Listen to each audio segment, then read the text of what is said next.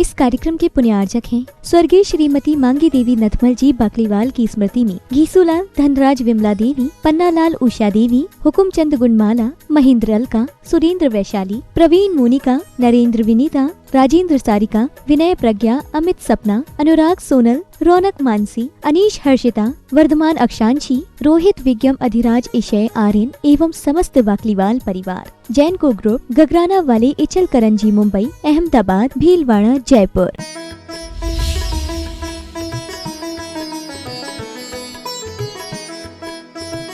पांच व्रतों में दूसरे क्रम का व्रत है जिसका नाम सत्य है। अहिंसा की बात प्रारंभ हुई, अब सत्य की बात प्रारंभ हो रही है।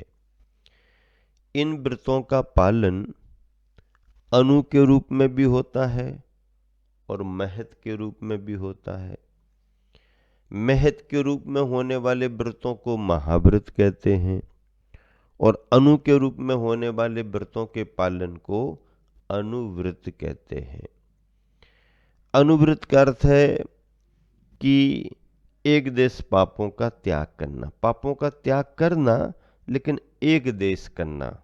क्या? पापों का त्याग तो करना लेकिन एक देश त्याग करना। और महाव्रत का मतलब है पापों का पूर्ण रूप से त्याग करना, पूर्ण रूप से, स्थूल और सूक्ष्म दोनों प्रकार से पापों का त्याग करना, उसका नाम महाव्रत है। और स्थूल रूप से एक देश रूप में पापों का जो त्याग किया जाता है, संकल्प किया जाता है, उसका नाम अनुव्रत है। सत्यानुव्रत के 5 अतिचारों की चर्चा आ रही है। 70 अतिचारों को आपको सुनना है। अच्छा प्रसंग है, गाथा माध्यम बनी है, आप ध्यान से सुने। तत्वार सूत्र के 7वें अध्याय का 26 नंबर का सूत्र है, मिथ्योपदेश रहो व्याख्यान कूटलेख क्रिया न्यासापहार साकार मंत्र भेदाः। मिथ्योपदेश रहो व्याख्यान कूटलेख क्रिया न्यासापहार साकार मंत्र भेदाः। अब मिथ्योपदेश 1, रहो व्याख्यान 2, कूटलेख क्रिया 3, न्यासापहार 4 और साकार मंत्र भेद, ये 5 जो हैं ये सत्यानुव्रत के अतिचार हैं। किसके अतिचार हैं? सत्यानुव्रत के। जिस व्यक्ति ने सत्य बोलने का नियम लिया है, भले ही उसने स्थूल रूप से लिया है, एक देश व्रत के रूप में लिया है, लेकिन अगर वो ध्यान नहीं देता है तो ये दोष उसको लग सकते हैं, लगते हैं। मिथ्योपदेश का मतलब क्या?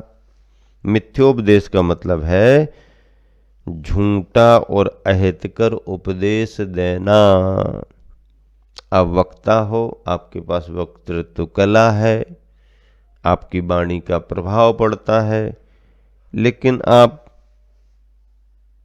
मनमाना, मनगढ़ंत उपदेश देते हो, अपनी कल्पनाओं का उपदेश देते हो।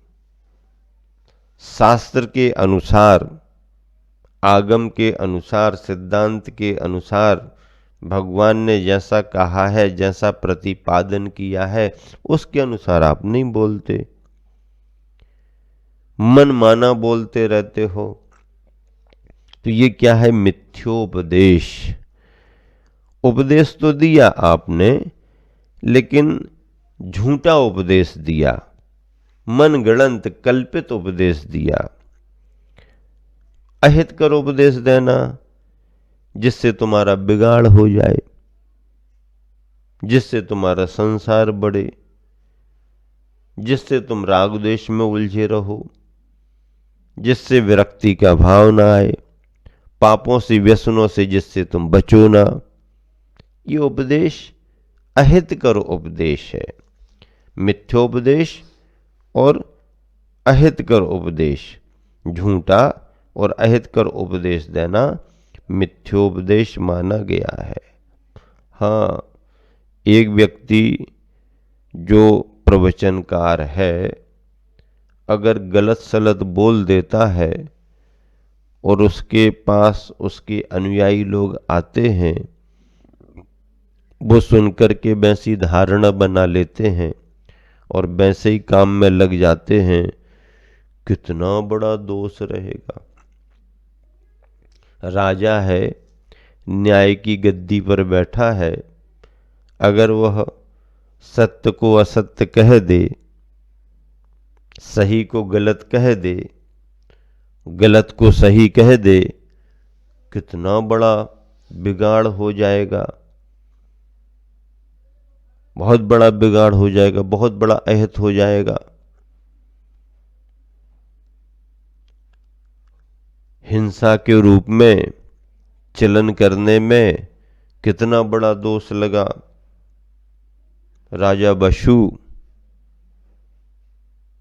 बसु झूठ सेती नरक पहुंचा, झूठ के कारण नरक चला गया। अरे ऐसे झूठ तो कितना बोलते रहते हैं लोग, लेकिन झूठ झूठ में अंतर होता है।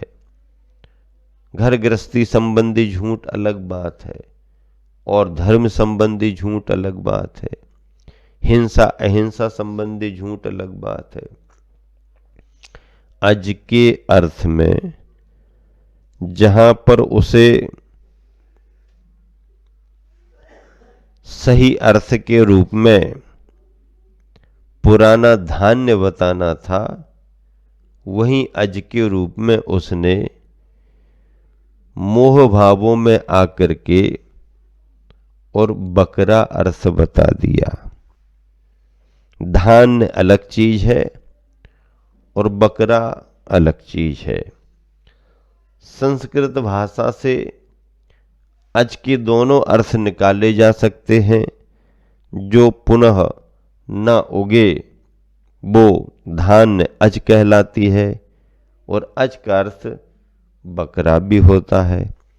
जहां पर धान्य का प्रयोग करना चाहिए होम हवन यज्ञ में, वहां पर इसने अज का अर्थ बकरा कह दिया और धर्म के नाम पर हिंसा का कार्य शुरू हो गया। छोटी मोटी बात नहीं थी, बहुत बड़ी बात थी और प्रामाणिक व्यक्ति के द्वारा की जाने वाली बात थी। बड़ा दोष हो गया। तो मिथ्योपदेश, झूठा और अहितकर उपदेश देना पुण्य का योग है। झूठ हाथों हाथ बिक रही है। अब झूठ हाथों हाथ बिक रही है तो सही हो गई क्या? और सत्य बिक नहीं पा रहा है तो असत्य हो गया क्या? ऐसा तो नहीं है। पर इतनी समझ किस में है? आदमी तो ये देखता है कि भीड़ किस तरफ जा रही है, जहां भीड़ जा रही है वो सही है। क्या आदमी क्या देखता है? जहां भीड़ जा रही है वो सही है, असली है, और जहां भीड़ नहीं है वो कमजोर होगा। लेकिन ऐसा नहीं है। इसलिए मिथ्या उपदेश देना नहीं और मिथ्या उपदेश से बचना भी, भ्रमित नहीं होना, छलावे में उसमें नहीं आना। मिथ्योपदेश रहो व्याख्यान, रहस्य अभ्याख्यान, मतलब यह है कि स्त्री और पुरुषों की एकांत में की गई क्रियाओं को प्रकट करना। सार्वजनिक कोई विषय नहीं था, सार्वजनिक चर्चा का भी विषय नहीं था। असंयमी गृहस्थों ने अगर कोई भी अपनी व्यक्तिगत क्रियाएं की हैं और तुम्हारे ख्याल में आ गई, तुमने देख ली, तो उन्हें चर्चा का विषय नहीं बनाना। अगर आपने उसे चर्चा का विषय बनाया, दूसरों को बताया, तो आपके व्रत में दोष लग गया। क्यों दोष लग गया? क्योंकि उन्हें अगर ये पता पड़ जाए कि इस व्यक्ति ने चर्चा का विषय बनाया है, तो उनके भावों को आघात पहुंचेगा, उन्हें बहुत मानसिक वेदना हो सकती है। इसलिए यह कार्य वृत्ति नहीं करता। असंयमी अवृत्ति तो क्या क्या नहीं करते हैं। असंयम करते हैं और असंयम की चर्चाएं करते हैं लोग, वो उनको छोड़ो। अभी तो धार्मिक लोगों की चर्चा चल रही वृत्तियों की, तो वह सत्यानुव्रत का पालन करने वाला व्रती इस तरह का कोई कार्य नहीं करेगा। रहो व्याख्यान रहस्य था, छिपा हुआ था, उसका उद्घाटन कर दिया, दोष है। स्त्री और पुरुष की एकांत में की गई क्रियाओं को प्रकट। कूटलेख क्रिया, दूसरों को फंसाने के लिए झूठे दस्तावेज आदि लिखना। हाँ, जाली दस्तावेज, दूसरों को फंसाने के लिए झूठे दस्तावेज आदि लिखना, कागज तैयार कराना, वैसी लेखी करा देना ताकि दूसरा उलझ जाए, दूसरे की प्रॉपर्टी अपने नाम हो जाए, जमीन अपने नाम पर आ जाए, ऐसे खाते ऐसे कागज तैयार करा लेना आदि आदि, ये कूटलेख क्रिया है। कूटलेख क्रिया का मतलब है दूसरों को फंसाने के लिए झूठे दस्तावेज आदि करना होता है। आदमी सोचता रहता ये जमीन हमारी हमारी हमारी हमारी सोचता रहता, और कोई होशियार दबंग पैसा खिला पिला करके और अपने अंदर अंदर बदल देता है कागज, और अंदर अंदर कागज बदल गए, इसको पता ही नहीं पड़ता है और वो बेच देता है। और खरीदने वाला भी और इतना गुंडा आदि ऐसा रहता है कि अब उसने खरीद लिया, अब वो हो गया बेच करके फ्री, अब तुम्हारी कौन सुनने वाला, तुम गुंडे से कहाँ तक उलझोगे। ये सब स्थितियां हैं। कूटलेख क्रिया, भ्रष्टाचार, दूसरों को फंसाने के लिए झूठे दस्तावेज आदि लिखना, ऐसे कागज तैयार कराना जिसमें दूसरा परेशान हो जाए, दूसरे की जमीन जायदाद, मकान, दुकान, व्यापार आदि प्रभावित हो जाएं, ऐसे कागजों को तैयार करना कूटलेख क्रिया मानी गई। न्यासापहार, विश्वसनीयता में रखी गई किसी की धरोहर का अपहरण करना। भरोसे से किसी ने कुछ रख दिया तुम्हारे पास सामान, और बाद में जब वो लेने को आया, आपने कब रखा हमारे पास, आपने कब रखा हमारे पास, अब क्या बोले, क्या बोले। अगर बोलता है, चर्चा करता है, तो और पूछताछ शुरू हो जाएगी, तुम्हारे पास आया कहां से था। मैंने सुना किसी एक के घर पर छापा डालने वाले आए, नीचे हलचल शुरू हो गई, उसको अंदाज लग गया, अब क्या करे, ये तो बिल्कुल दरवाजे पर ही आ गए। जो कीमती कीमती विशेष सामान था बोरों में भरा हुआ, उसने सोचा अब क्या करे, मरता क्या ना करता, तो ऊपर छत पर ले गया और पड़ोसी को संकेत करके, भैया तुम्हारे यहाँ इसको रख दें, ठीक है ना, अभी सुनो सुनो ऐसा है, ये है वो है। पड़ोसी ने भी कहा हाँ हाँ रखो जल्दी, रखवा लिया। अब ये आए गए, सब देखा दाखा, इनको तो कुछ मिला ही नहीं घर में, वापस हो गए। कुछ समय तक दबा रहा, चुपचाप बैठा रहा। समय निकलने के बाद जब उसने पड़ोसी से कहा, भैया कहाँ रखा है, दे दो। क्या रखा है, कहाँ रखा है, क्या रखा, नहीं नहीं हमने वो रखा था। आपने कब रखा, अब बताओ। अब वो मिट गया। अब इसकी स्थिति क्या है, शिकायत कर नहीं सकता, पुलिस में जा नहीं सकता, किसी को बता नहीं सकता, मोहल्ले वालों से न्याय करा नहीं सकता, क्योंकि चोरी चमारी का माल छिपा करके रखा था, नंबर 2 का था, नंबर 1 में चर्चा कैसे कर सकता। सो जैसा आया वैसा गया, हाथ मलता रह गया। न्यासा पहाड़, विश्वसनीयता में रखी गई किसी की धरोहर का अपहरण कर लेना, डकार जाना। क्या कहते हैं? डकार जाना। डकार का मतलब क्या?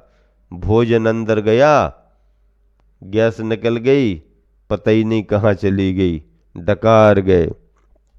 इसको न्यासा पहाड़, न्यास यानी रखा था, अपहार उसका हरण कर लिया। विश्वसनीयता में रखी गई किसी की धरोहर का अपहरण करना, ये न्यासा पहाड़ है। साकार मंत्र भेद, साकार मंत्र भेद का अर्थ क्या लिखा है? हाथ चलाने आदि के द्वारा दूसरे के अभिप्राय को जानकर प्रकट कर देना। कोई बताना नहीं चाहता, किसी को संकेतों में वो अपनी बात कह रहा है, उसके संकेतों को देख करके, हाथ का इशारा, अंगुलियों का इशारा, चेहरे का इशारा, आंखों का इशारा आदि आदि को देख करके उसका अभिप्राय समझ करके और दूसरों को बता देना। ये बताना नहीं चाहता है और तुमने संकेत समझ लिया और दूसरे को बता दिया। अब वो चाहता था कि किसी को पता ना पड़े और तुमने उसकी बात बता दी। अब तुम्हें क्या लेना देना? तुम सत्यानुव्रत का पालन कर रहे हो, तुम अपने धर्म का पालन कर रहे हो, कोई अपनी बातें नहीं बताना चाहता है, तुम समझ समझ करके दूसरों को बताओगे तो तुम्हारे धर्म में बाधा आएगी, तुम्हारे व्रत में दोष लगेगा।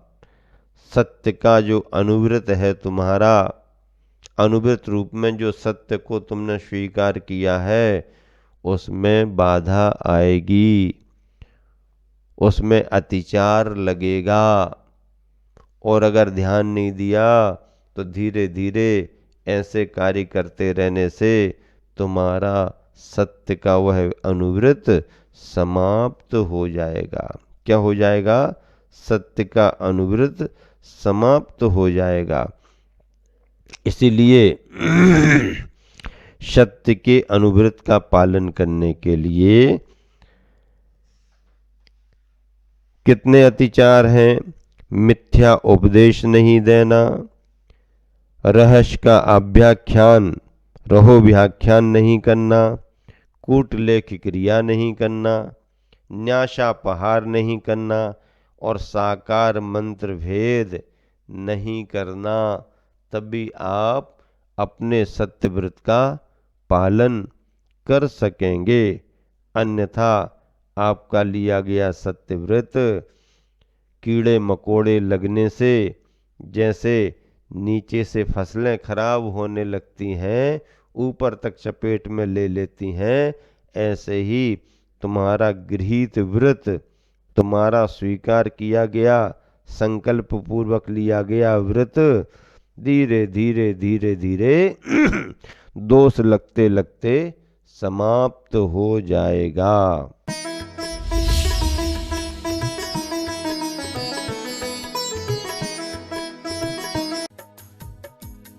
इस कार्यक्रम के पुण्यार्चक थे स्वर्गीय श्रीमती मांगी देवी नथमल जी बाकलीवाल की स्मृति में घीसूलाल धनराज विमला देवी, पन्नालाल उषा देवी, हुकुमचंद गुणमाला, महेंद्र अलका, सुरेंद्र वैशाली, प्रवीण मोनिका, नरेंद्र विनीता, राजेंद्र सारिका, विनय प्रज्ञा, अमित सपना, अनुराग सोनल, रौनक मानसी, अनीश हर्षिता, वर्धमान अक्षांशी, रोहित विज्ञम अधिराज इशय आर्यन एवं समस्त बाकलीवाल परिवार, जैन को ग्रुप, गगराना वाले इचल करंजी मुंबई, अहमदाबाद, भीलवाड़ा, जयपुर।